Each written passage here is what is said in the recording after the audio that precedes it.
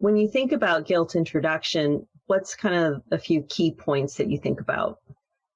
Well, first off, we like to isolate the gilts so that we don't bring any more problems into the sow farm and destabilize the sow farm with a new virus, whether it be flu or whether it be PRRS or some of the bacterial pathogens that gilts can harbor. But mostly we're worried about the viral diseases with gilts. So starting them off with a sound isolation time period is very critical, because it seems like we've had more issues lately with multiplier farms having health challenges.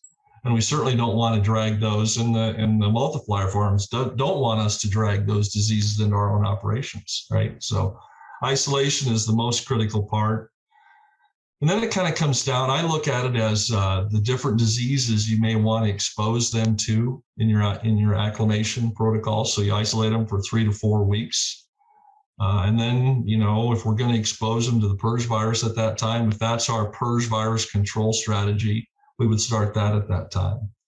If we're going to expose them to mycoplasma, that's another disease that we would try to expose them to as early in the life of the female, of the gilt, as we can, to allow her as much time as possible to stabilize to those two diseases specifically before they enter the sow herd. A lot of our gilt acclimation strategies are fairly complicated, right? The gilts come in, they're isolated, and proceed with testing. And then if you're going to provide some exposure to disease, you have to document that the disease, you successfully expose them to that disease, right? And then treating them if they get sick from that. And there's a lot to bringing gilts onto a farm anymore.